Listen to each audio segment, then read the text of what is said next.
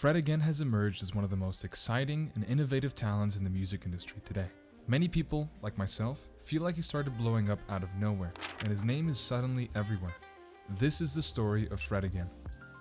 Born in the South London suburb of Balham on the 19th of July 1993, Fred again was born Frederick John Philip Gibson. He is the son of King's Counsel barrister Charles Anthony Warneford Gibson and Mary Ann Frances Morgan, members of the British peerage. He is the great-grandson of aristocrat and financier Shane O'Neill, 3rd Baron O'Neill, and British socialite Anne Fleming, who later went on to marry James Bond creator Ian Fleming.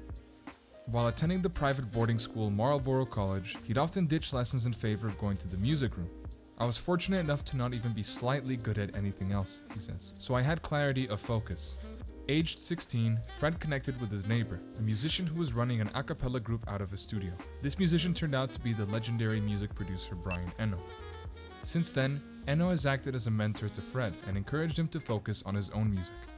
Although it may seem like Fred again sprouted out of the earth from nowhere, he's been producing behind the scenes for years now, working with names like Charlie XCX, Stormzy, Ed Sheeran, FKA Twigs, the list goes on. In 2018, George Ezra's song Shotgun, co-written by Fred, reached number 1 on the charts, remaining in the top 3 for 12 consecutive weeks.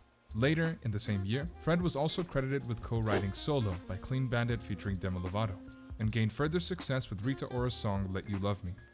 Fred is credited with writing and/or producing 12 of 15 of Ed Sheeran's 2019 number 16 collaborations project, with songs featuring for a total of 14 weeks at number 1 on the charts. In 2020, he was recognized for his output and won Best Producer at the Brit Awards. He's the youngest producer to ever win the title. It wasn't until the pandemic that Fred began to make in his own right as an electronic musician. Using samples from social media and voice notes, Fred again began producing rave-worthy, hard-hitting beats with everyday sounds. The thing that I kind of fell in love with is the feeling of making records that feel like a collaborative diary. At the beginning, I would just pull sounds from videos on my phone and random things from nights out and stuff like that. When my friends and I were out, I'd always be the guy filming random shit on my phone, so that when I woke up all hungover, I had some funny souvenirs of the evening to scroll through.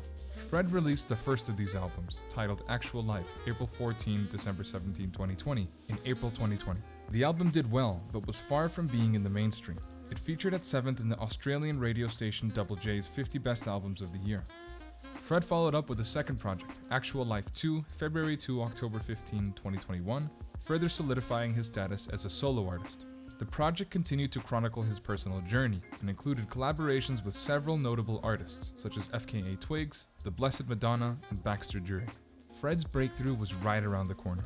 In July of 2022, he performed a set for Boiler Room in London, which received critical acclaim and resulted in a surge in his popularity. The set currently has 17 million views on YouTube. Needless to say, this blew up. He describes performing live as an extension of his work. "When I do a live show, I'll try and bring together various set lists that tell the story as a bigger picture over the course of an hour."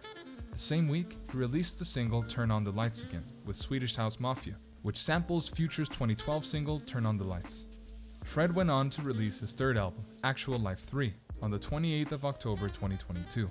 This is by far his most successful release, peaking at number 4 in the UK charts. Fred's debut tour, which ran between October 2022 and February 2023, was fully sold out across all 15 dates, which stopped in Europe, the United States, New Zealand, and Australia. Just 5 days ago, he appeared on the legendary Tiny Desk concert, a video series of live concerts where only the best of the best are invited to perform. This might be one of the most breathtaking performances I've personally seen in a while. The 26-minute set has racked up 2 million views in 5 days, and is making Fred's name one step closer to being a household name. If you haven't watched it yet, please do. Fred again's impact on the music industry cannot be understated. His innovative approach to music production and songwriting has pushed the boundaries of what is possible in contemporary music, influencing a new generation of artists and producers. His willingness to explore and experiment with various genres and styles has resulted in a rich and diverse body of work that has transcended traditional genre limitations.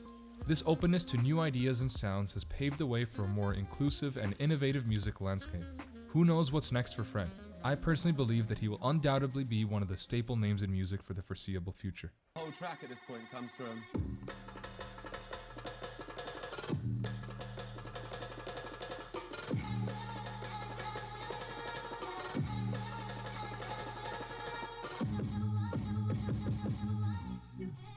Do you know what I mean? Don't stop, keep going.